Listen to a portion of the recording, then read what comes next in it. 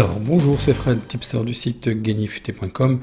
Donc dans cette vidéo, je vais passer au crible. D'ailleurs, petite minute culturelle. Voilà ce que c'est qu'un crible. C'est vraiment mon crible à moi, quoi. Il est certifié UEFA, FIFA. Voilà, on met au-dessus les matchs et en dessous, il nous sort les pronos 1 et 2. Voilà, vous mettez vos matchs ici, là, les blasons des équipes et il vous sort 1 et 2, magnifique. C'est envié par beaucoup de pronostiqueurs. Il y a un ancien modèle où en fait c'est plus des tiges comme ça qui permet en fait juste de faire passer le bon, parce qu'en fait le principe du crible, c'est de laisser passer le bon et garder les ordures, le mauvais blé. Voilà, le crible, la criblure, instrument percé d'un grand nombre de trous par le moyen duquel on sépare le bon grain du mauvais grain. Donc gardons le bon grain, gardons le bon grain. Mais c'est la minute culturelle. Bon, maintenant on verrait peut-être une passette ou une passoire, ça dépend comment vous appelez ça. Bon allez, blague à part, c'est juste pour un petit peu énerver les haters. Donc voyons voir vite fait. Alors je suis très en retard, je sais pas si vous allez avoir votre vidéo à 17h30 parce que je suis très en retard, j'ai eu pas mal de soucis. Allez, c'est parti. Donc Manchester Arsenal, bon bah là il nous manque un but, et sur Twitter, je vous conseille de suivre sur Twitter. J'ai failli me faire piéger parce que à la mi-temps, je me suis dit je vais attendre, parce qu'en fait Arsenal n'était pas si mal que ça en première mi-temps, sauf qu'il n'y avait pas de tir cadré. Et je me suis dit, ils vont se faire punir, parce que Manchester aura peut-être pas 10 occasions, mais je voyais peut-être même Rashford marquer un but, quoi, une contre-attaque ou autre, et voilà, 1-0 et le match plié. Et ben non, c'était dans l'autre sens. Bon bah voilà, il va falloir jouer sa maison sur le prochain match de Manchester United. Ils n'ont toujours pas gagné à domicile. Angers-Nice, Nice, ça va être comme Monaco, comme Bordeaux. Je les sens pas, je les sens plus, parce qu'en fait ils sont très irréguliers. Bon bravo à Monaco, ils ont quand même mis 4-0, mais je pense que Bordeaux va jouer la relégation, parti comme c'est. Et Angers, en fait, j'avais couvert, ils n'ont pas réussi à marquer de but, alors qu'en fait c'est un petit peu le bas qui blesse côté Nice, quoi. Il y a toujours au moins une faute, ils se prennent au moins un but. Bon voilà, ça passe pas. Là, par contre, un très bon résultat, puisque c'est le match nul que je vous ai proposé, Lille-Lyon. Donc c'est un pari gagnant, match nul, avec les deux équipes marques. Donc là, on mange bien, mais ça va pas couvrir assez. Et en plus, je vous avais quand même donné le score, vraiment un super champion. Je comprends pas, j'ai vu des commentaires où je suis le plus nul et je dois changer de carrière. Mais bon, je vous laisse regarder, c'est pitoyable. Les gens ont besoin de se soulager, il faut vraiment qu'ils enlèvent le masque, qu'ils s'aèrent le cerveau, parce que... Ou alors c'est peut-être la pression, je sais pas, il y a peut-être trop de pression, il faut demander à un moment si tu peux te tirer sur le nœud, ou demander à madame, si Bobonne elle peut te rendre service, parce que là il y a un peu trop de pression, j'ai l'impression. Et puis la Sampdoria, il manque un but. Et franchement ils ont fait une mauvaise opération. Je n'avais pas trop soulevé le fait, mais Sampdoria pouvait très bien se retrouver dans le top 5 s'ils gagnaient ce match. Donc c'était ça aussi que je visais. Donc allez, passons très vite l'ensemble des matchs. Alors je vais vous donner mon avis sur l'ensemble des matchs. Je vous dis pas qu'il y a un prono. Il y a des fois je vous dis restez à l'écart, parce que c'est soit un problème de cote. Je vais vous expliquer. Allons-y maintenant tout de suite. Le premier match, c'est Lokomotiv Moscou Atlético. Ils gagnent à 46%, match nul à 23% et 30% de défaite. C'est dans leur championnat respectif. Les over à 38%, des under à 61%. Pour ce qui est de l'Atlético de Madrid, en championnat, ils sont toujours invaincus avec 66% de victoires, 33% de match nul. Des over à 33% et des under à 66%. Et un rapport positif de plus 12% sur cette équipe. Donc voyons voir les statistiques que je vous ai trouvées. Donc côté de Moscou, deux absents. Donc c'est le troisième avec un point contre le deuxième 3 points. Pour côté Atlético de Madrid, un petit peu gênant. Bon bah toujours Diego Costa qui est absent. Donc c'est quand même un joueur clé dans le dispositif. Et Yannick Ferreira Carasso qui est aussi absent. Donc attention, les statistiques, donc c'est de la pure Ligue des Champions, hein. Le Lokomotiv de Moscou est sur une série de 4 défaites consécutives à domicile en Ligue des Champions. Lors des 8 derniers matchs de Ligue des Champions, le Lokomotiv comptabilise une seule victoire. Lors des 7 derniers matchs de Ligue des Champions, le Lokomotiv comptabilise un total de 6 défaites. Bon, bah, ça, voilà. L'Atlético de Madrid est sur une série de 5 défaites consécutives à l'extérieur. Alors attention, hein, faut pas croire que c'est un hyper favori non plus et que tout va bien, hein. Vous voyez, à l'extérieur, 5 défaites quand même, hein. Dans leurs 6 derniers matchs de Ligue des Champions, l'Atlético de Madrid comptabilise seulement une victoire. Donc c'est pareil, hein, c'est du même acabit, attention. Atlético de Madrid a été battu à la mi-temps et à la fin du temps réglementaire dans 4 des 5 derniers matchs. Donc c'est pas folichon quand même les résultats, hein. Donc pas d'affolement. Donc les probabilités que je vous trouve, 20% pour le Lokomotiv, 27% pour le match nul et 53% pour la victoire de l'Atlético de Madrid. Donc le 2, je ferais plutôt un 2-0. Côté championnat, quand même, il n'y a plus grand chose qui va pour le Lokomotiv. Là, ils ont du mal à encaisser quand même les matchs de Ligue des Champions, hein, 3 défaites et un nul. Donc attention. Et bon, là, c'est ce que je vous dis, reste à l'écart. La cote est trop faible. Et attention aux stats des deux côtés. Effectivement, hein, l'Atlético n'est pas forcément rassurant quand même à l'extérieur. 53%, ça correspond exactement, parce qu'on me fait la réflexion que je fais des erreurs de calcul, mais c'est à peu près à la louche, hein. Mais là, c'est le calcul exact. 53%, c'est 1,88, et là, on nous propose 1,38. Donc, faites ce que vous voulez, mais pour moi, je resterai à l'écart, et sait-on jamais, peut-être de se faire piéger. Le match suivant, Shakhtar Donetsk est toujours invaincu dans son championnat, il gagne à 50%, il faut match nul à 50%, des over 2,5 à 62% et des under à 37%, un rapport négatif sur cette équipe. Bah oui, parce qu'elle a des cotes très très faibles plutôt, et dès que ça perd ou dès que ça fait match nul, enfin ça perd pas, mais ça fait match nul, et ben c'est patatras quoi, la banquerolle elle tomberait. Mönchengladbach, donc reste sur une belle victoire quand même contre Leipzig, hein. Même si je les trouve un petit peu moins disciplinés en défense en fait. Il y a quand même la possibilité d'en claquer. Leipzig peut avoir quand même des regrets, parce qu'ils ont été quand même moins disciplinés en défense, mais par contre ils ont un côté un peu plus offensif maintenant, donc voilà. 50% de victoire pour le Mönchengladbach, match nul à 33%, ils perdent à 16%, des over et des under à 50%, un rapport positif sur cette équipe. Donc voyons voir les statistiques que je vous trouve. Donc côté Shakhtar Donetsk, attention, il y a un joueur douteux et qui est un petit peu gênant pour le dispositif tactique, un joueur clé, Victor Koralenko. Donc bon, il est douteux, donc c'est pas dit, il y a juste un absent côté Mönchengladbach. Les statistiques qui vont bien, Shakhtar Donetsk n'a pas perdu dans 6 des 7 derniers matchs en Ligue des Champions, ont gagné seulement 1 de leurs 6 derniers matchs, donc en fait c'est plutôt des matchs nuls qu'ils nous font. Dans 6 des 8 derniers matchs du Shakhtar Donetsk en Ligue des Champions, il y a eu plus 2,5 buts. Le Shakhtar Donetsk a encaissé au moins 2 buts lors de 4 des 6 derniers matchs. Mönchengladbach a marqué justement 2 buts lors de ces matchs de Ligue des Champions et ont encaissé 2 buts. Donc attention, notre prono est à peu près fait, et effectivement les probabilités, 32% pour le Shakhtar Donetsk, match nul à 35% et la victoire à l'extérieur de Mönchengladbach à 33%. Effectivement les probabilités nous donnent le N avec un 2-2.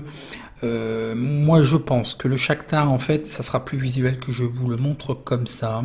Et d'ailleurs un petit disclaimer, parce que Villarreal Valladolid, je vous l'ai proposé parce que ce week-end je me suis penché sur le football de la Primera Division, et c'est en voyant le match, je me suis dit tiens, il faut que je le propose, parce que effectivement il y a un potentiel sur ce match-là. Le problème, c'est que j'ai complètement omis et oublié.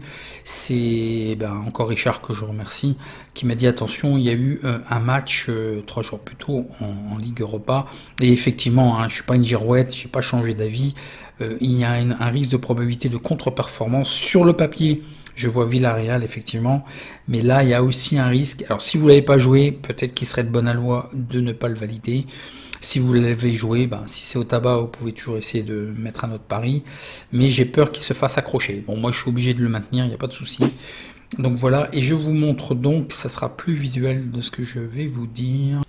Voilà, au niveau classement, je pense que le Shakhtar, honnêtement, vu le groupe, je pense pas qu'ils pensaient au bout de 2 journées, et même là, s'ils font à peu près bien, c'est-à-dire peut-être ne pas perdre, se retrouver premier du groupe, si l'Inter ne gagne pas en fait. Donc il y a de fortes probabilités. Donc déjà, c'est un gros bonus pour eux. Ils peuvent peut-être s'assurer, même s'il reste quand même 3 matchs derrière, peut-être une place en Ligue des Champions, j'y crois un peu moins, mais au moins d'assurer la Ligue Europa. Donc vous comprenez ma démarche. Donc c'est pour ça, je vous dis, attention, Mönchengladbach aussi, il pourrait prendre la tête au classement s'il gagne. Mais voilà, le doute c'est est-ce qu'ils en ont les moyens. Dans tous les cas, je les vois pas perdre. Donc voilà, c'est pour ça, je vous propose un match nul, remboursé 6-2. Donc c'est quand même des belles cotes. Ça nous fait une cote équivalente à 3,18. Ça vaut tout combiné que vous pourrez jouer. Donc voilà, moi je le vois comme ça. Il faut sécuriser. Moi je vois plutôt le match nul, parce que si le match étant, il arrive un moment, un match qu'on ne peut pas gagner, il faut pas le perdre. Donc voilà quoi, un match nul, même entre guillemets, ça pourrait arranger tout le monde, même si c'est 2 points perdus. Ils sont dans un groupe difficile. Donc voilà, je le vois comme ça, prenez-le comme vous voulez. Moi je vois le match nul et rembourser 6 victoires de Mönchengladbach. Ok, donc voyons voir le match suivant, Atalanta-Liverpool. Alors, Atalanta-Liverpool, Atalanta, une équipe généreuse, vraiment ça va être l'affiche attractive, je pense, de la soirée. Gagne à 66% et perd à 33%, des over 2,5 à 100%, un rendement de plus 15% sur cette équipe. Liverpool, attention, ne vous trompez pas non plus, je ne sais pas si vous avez vu les derniers matchs quand même. Des fois ça serait pas volé si les scores étaient inversés.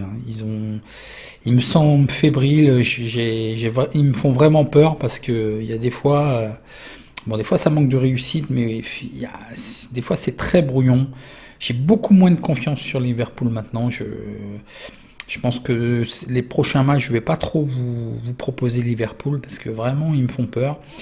Et en plus, ils vont me mettre en porte-à-faux sur les PLT. Alors 21% de victoire, 71% de victoire, match nul à 14% et perdre à 14%, des over 2,5 à 85% et des under à 14%, plus 9% de rentabilité sur cette équipe.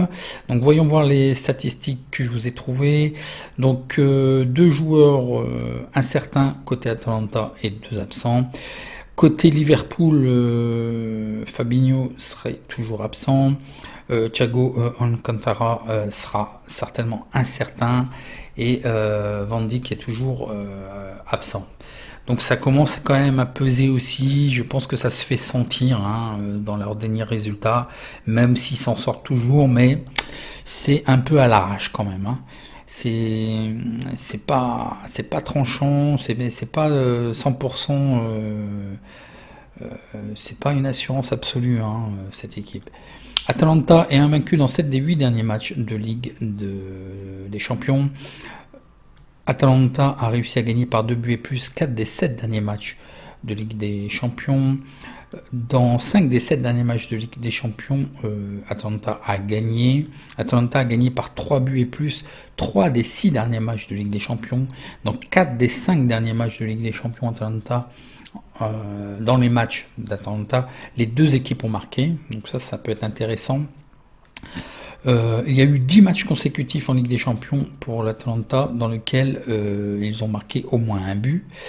Plus 2,5 buts ont été marqués lors des 6 derniers matchs de Ligue des Champions d'Atalanta. Pour ce qui est de Liverpool, donc Atalanta, hein, c'est un claque, hein, c'est clair et net, ça je vous apprends rien. Vraiment, c'est une équipe vraiment généreuse, ça joue du début jusqu'à la fin. Vraiment, voilà, c'est solide et mentalement ça revient, donc attention. Hein. Liverpool comptabilise une série de 3 victoires consécutives en Ligue des Champions. Liverpool est invaincu dans 8 des 9 derniers matchs en Ligue des Champions. Lors des 3 derniers matchs de Ligue des Champions, Liverpool n'a pas encaissé de but. Oui, donc attention, des clean sheets aussi. Mais là, face à l'Atalanta, il va falloir ouvrir. Donc les probabilités nous donnent 32% pour Atalanta, 35% pour le match nul et 33% pour Liverpool. De 2, un match nul qui serait fort probable, que je vais valider dans ce sens-là, en fait. Le match nul à 4-10. Remboursé 6-2 à 2,15, ça nous donne quand même une cote équivalente à 2,19, ou ceux qui le préféreraient, je pense que les deux équipes vont marquer. Bon, je vais faire jouer le gourmand, je pense que c'est quand même plus safe. La cote équivalente, ça serait à 1,90, c'est-à-dire un match nul à 4,10 et le BTS, les deux équipes marquent à 1,28. Ils nous ont massacré, hein, les cotes des over et les deux équipes marquent. Hein. Donc, match nul, les deux équipes marquent, et dans ce cas-là, ça vous ferait une cote équivalente à 1,90. Donc, à vous de voir sur ce match. Maintenant, FC Porto-Marseille. Le FC Porto, attention, ils viennent d'avoir un match difficile. Ils n'ont pas vraiment fait tourner, d'après ce que j'ai vu, c'était 3 ou 4 joueurs. Ils gagnent à 50%, match nul à 16%, ils perdent à 33%, ils font des over 2,5 à 83%, des under à 16%, un rapport négatif sur cette équipe. Donc Marseille, une certaine régularité, mais ça manque quand même encore de victoires et c'est pas toujours tranchant non plus. Ça gagne à 50%, match nul à 37% et perdent à 12%, des over à 25%, des under à 75%. Un rapport positif quand même de plus 45% sur cette équipe qui semble étonnant, mais c'est pourtant la vérité. Donc c'est le deuxième contre le troisième. Côté FC Porto, 2 absents. Vraisemblablement côté l'OM, il n'y a aucun blessé et suspendu. Donc les purs, là, ce sont deux équipes assez changeantes en fait au niveau des résultats. C'est pour ça qu'il n'y a pas beaucoup de statistiques. Le FC Porto a concédé une moyenne de 1,50 buts lors des matchs de Ligue des Champions. Le FC Porto a marqué une moyenne de 2 buts dans leurs matchs à domicile de Ligue des Champions. Et Marseille encaisse une moyenne de 2 buts lors des matchs de Ligue des Champions. Donc rien d'extraordinaire. Les probabilités, le FC Porto à 45%, le match nul à 25%, la victoire à l'extérieur à 30%. Je vois plutôt le 1-2-0. Mais bon, là, ce qui me gêne, la conclusion, c'est de rester à l'écart. Pourquoi ? Porto vient d'avoir un match à l'extérieur contre Paço Ferreira où ils ont perdu. Voilà, ils ont perdu 3-2, un match un petit peu difficile pour eux. Est-ce que ça va laisser des traces? Je ne sais pas. L'autre problème, bon, c'est que l'OM sera certainement plus fraîche. Hein, l'équipe de l'OM sera plus fraîche avec leur match annulé. Hein. Le 1 sec, il est à 1,88. Et ce qui me gêne aussi, c'est que ma probabilité sur Porto est à 45%, ce qui fait une cote à 2,22. Donc, et comment la sécuriser, une cote de 1,88? On ne sait jamais. Moi, franchement, bon, même si effectivement je vous marque que Porto est mieux à domicile, mais la cote n'est pas value. Donc moi, pour moi, je reste à l'écart. Faites ce que vous voulez. Le match suivant, Manchester City, Olympiakos. Donc Manchester City, sur une belle régularité quand même. Ils gagnent à 50%, match nul à 33%, ils perdent à 16%, des over 2,5 à 33% et des under à 66%. Un rapport négatif sur cette équipe. Olympiakos est invaincu dans son championnat, ils gagnent à 80%, match nul à 20%. Ils font des over à 40%, des under à 60%. Un rapport négatif sur cette équipe de un rendement négatif de moins 2,8%. Donc attention, c'est le premier contre le troisième. Toujours Sergio Aguero qui serait absent et 3 autres joueurs aussi. Côté Olympiakos, code Covid, 2 joueurs absents. Voyons voir les statistiques. Manchester City a gagné par 2 buts et plus 6 des 11 derniers matchs de Ligue des Champions. Manchester City est invaincu dans 5 des 6 derniers matchs de Ligue des Champions. Manchester City a marqué au moins un but lors de chacun de ses 11 derniers matchs de Ligue des Champions. Manchester City a réussi à marquer 2 buts dans 4 des 6 derniers matchs à domicile en Ligue des Champions. Pour l'Olympiakos Le Pirée, dans les 6 derniers matchs extérieurs en Ligue des Champions, Olympiakos comptabilise seulement une victoire. Olympiakos a gardé sa cage inviolée dans 4 des 5 derniers matchs de Ligue des Champions. Olympiakos comptabilise une mauvaise série de 4 défaites par plus de 2 buts lors de ces 5 derniers matchs à l'extérieur. Je vous avais déjà dit, c'est une équipe qui est plutôt intéressante à domicile, mais à l'extérieur, ils ont un peu de mal.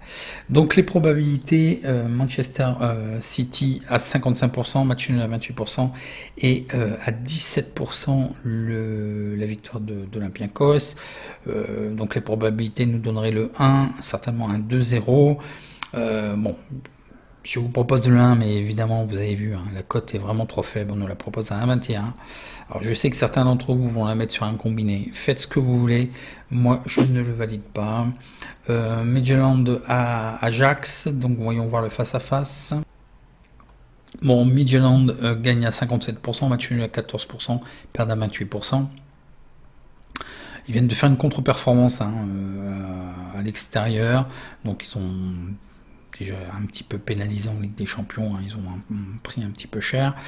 Over à 57%, under à 42%, un rapport négatif de moins d'1%.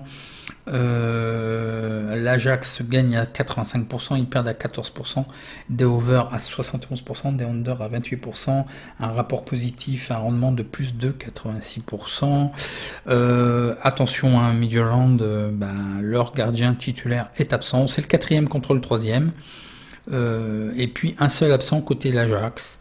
Voyons voir les statistiques. Les 3 derniers matchs à domicile de Ligue des Champions de Midtjylland, il y a eu plus 2,5 buts de marqués.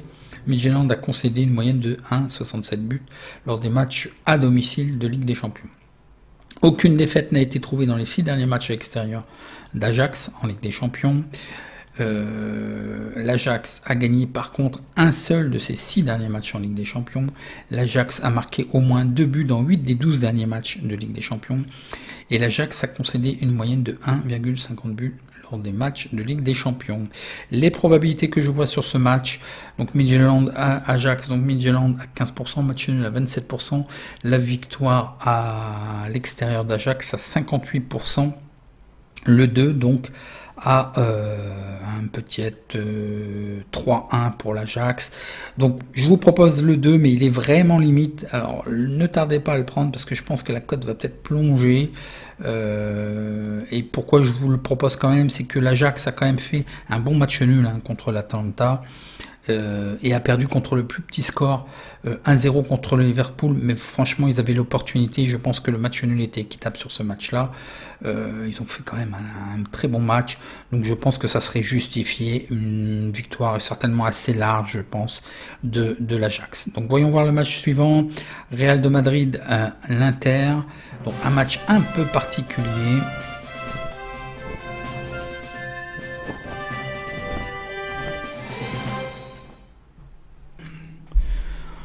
Donc le Real revient bien, je pense que ça leur a fait peut-être du bien aussi, le petit électrochoc avec le Shakhtar, donc ça a fait du bruit, ça a remonté et tout ça, donc je pense que ça peut être une opération positive finalement.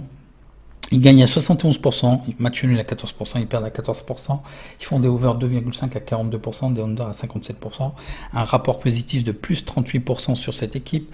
Pour ce qui est de l'Inter, ils viennent de se faire accrocher. Match nul à domicile, attention, 50% de victoire à domicile, 33% de match nul, 16% de défaite. Ils font des over 2,5 à 66%, des under à 33%, un rapport négatif sur cette équipe. Voyons voir les statistiques que je vous trouve, enfin les petites infos d'abord. Donc c'est le 4e contre le 3e. Donc là, il n'y a plus le choix, hein, ils sont dans le groupe de Shakhtar et de Mönchengladbach. Donc attention, il faut que ça réagisse. Un joueur incertain et 3 absents. Et ce qui est le plus gênant, c'est l'Inter. Attention, ça va être un pronostic très particulier. L'Inter, Romulus Lukaku. Je vous ai dit, hein, je tiens des comptabilités sur certaines équipes parce que je teste pour un éventuel logiciel sur les statistiques des équipes et sur les effectifs et l'influence des joueurs sur les équipes. Et je sais très bien, je vous l'ai dit déjà, Lukaku, le fait qu'il soit présent donne une forte probabilité à l'Inter de gagner. Lorsqu'il est absent, il y a une forte probabilité que l'Inter soit fasse une contre-performance, un match nul, soit perde. Donc attention, s'il est absent, attention, attention. Et puis un autre joueur clé quand même, Alexis Sanchez, qui, bon, il peut être interchangeable, mais là, Lukaku ne sera pas là. Donc si l'un et l'autre en plus n'est pas là, ça va commencer à être difficile. Voyons voir les statistiques. Lors des 6 derniers matchs de Ligue des Champions du Real, les deux équipes ont marqué. Le Real a gagné seulement un de leurs 6 derniers matchs de Ligue des Champions. Et il y a eu 9 affrontements consécutifs en Ligue des Champions pour le Real de Madrid, dans lesquels ils ont réussi à marquer au moins un but. Dans les 7 derniers matchs du Real de Madrid en Ligue des Champions, il y a eu plus 2,5 buts. Donc il y a quand même des buts, ça claque.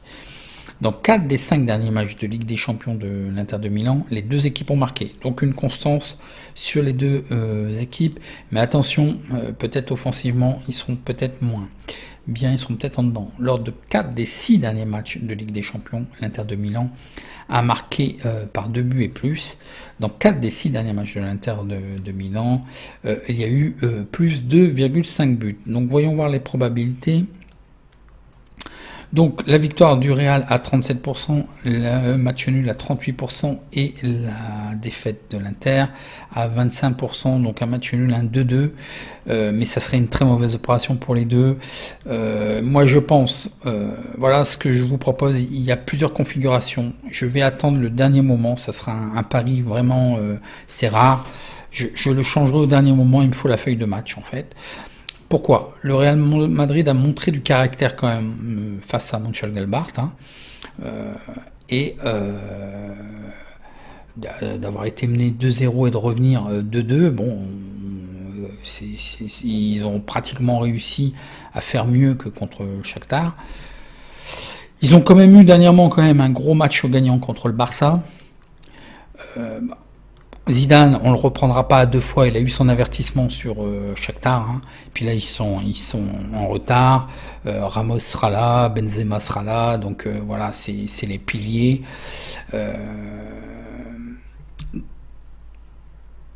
Dès le début de match, je pense qu'ils vont faire ce qu'il faut. Côté de l'Inter, si vous regardez un petit peu l'antériorité, en général, face au gros, ils font match nul ou ils perdent, d'une. Pourquoi? Parce qu'ils ont fait match nul contre la Lazio, ils ont perdu à domicile contre l'AC Milan, ils ont fait match nul contre Mönchengladbach, hein, et dans leurs 6 derniers matchs, il y a 4 matchs nuls. Voilà. Donc le prono va être un petit peu complexe, donc écoutez bien, pas de me dire que je triche après, c'est que je vais attendre jusqu'à 1 heure avant le début du match pour avoir la feuille de match. Si Romulus Lukaku est absent, je vais valider le 1 sec à 1,96. Si Romulus Lukaku, Lukaku, je dis toujours Romulus, est présent, je vais jouer le match nul à une cote de 4,10 et rembourser si les deux équipes marquent à 1,42, ce qui nous ferait une cote équivalente à 2,21. Donc je vais attendre, je vous dis, je ne vais pas valider les deux, je vais valider un seul des deux. Soyez sur Twitter, si je suis sur la feuille de match ou si l'un de vous là avant moi, eh ben, je serais ravi qu'il me le communique, la feuille de match. Si Lukaku est là, match nul remboursé si les deux équipes marquent. S'il n'est pas là, je joue le Real sec. 1 à 1,96. Ok? Entendu comme ça? Donc voyons voir le prochain match et dernier match, Salzbourg-Bayern de Munich. Salzbourg est sur une série de 6 victoires en championnat, donc 100% de victoire, 83% de over, 16% de under, plus 21% sur cette équipe. Pareil à lui-même, le Bayern continue sa lancée, 83% de victoire, perd à 16%, 100% de over. Voyons voir les petites stats qui vont bien. Donc côté Salzbourg, il y a un joueur incertain dont je n'ai pas d'informations particulières. Daka, vraisemblablement il est encore annoncé incertain, mais j'ai aucune confirmation nulle part. Et puis côté du Bayern, il y aurait 4 absents, mais la profondeur du banc présente ça, c'est vraiment insignifiant, quoi. Dans 9 des 10 derniers matchs de Ligue des Champions de Salzbourg, les deux équipes ont marqué. Salzbourg a concédé au moins un but dans chacun de ces 10 derniers matchs de Ligue des Champions. Dans 4 des 5 derniers matchs de Ligue des Champions à domicile, Salzbourg a concédé 2 buts. Le Bayern de Munich n'a pas perdu à la mi-temps dans aucun des 13 derniers matchs de Ligue des Champions. Le Bayern de Munich a gagné par 2 buts et plus 8 des 10 derniers matchs de Ligue des Champions. Le Bayern de Munich a gagné ses 13 derniers matchs de Ligue des Champions. Lors de ses 7 derniers matchs de Ligue des Champions, le Bayern de Munich a gagné par 3 buts et plus 5 d'entre eux. Le Bayern de Munich a remporté à la mi-temps et à la fin du temps réglementaire 4 des 6 derniers matchs à l'extérieur de Ligue des Champions. Et le Bayern de Munich a gardé sa cage inviolée lors de 4 des 6 derniers matchs à l'extérieur de Ligue des Champions. Les probabilités nous donnent Salzbourg à 15%, match nul à 20%, et le Bayern Munich à 65%. Je vois effectivement le 2. La cote est à 1,37, donc pas value. Je verrai peut-être le 4-1 ou plutôt le 3-1 parce que le Bayern semble quand même être un petit peu moins productif au niveau des buts. Mais je vous propose de rester à l'écart car le Bayern est moins productif en but et j'ai été piégé la semaine dernière. Bon, si je devais jouer quelque chose, parce que vous allez peut-être me le demander, le over 3,5 me semble quand même pas mal à 1,52, mais je ne vais pas le valider. Donc voilà pour ces matchs. N'oubliez pas votre petit like si vous avez apprécié. Vous pouvez me poser des questions en commentaire. Et puis je vous dis à demain. En attendant, bon match. Merci.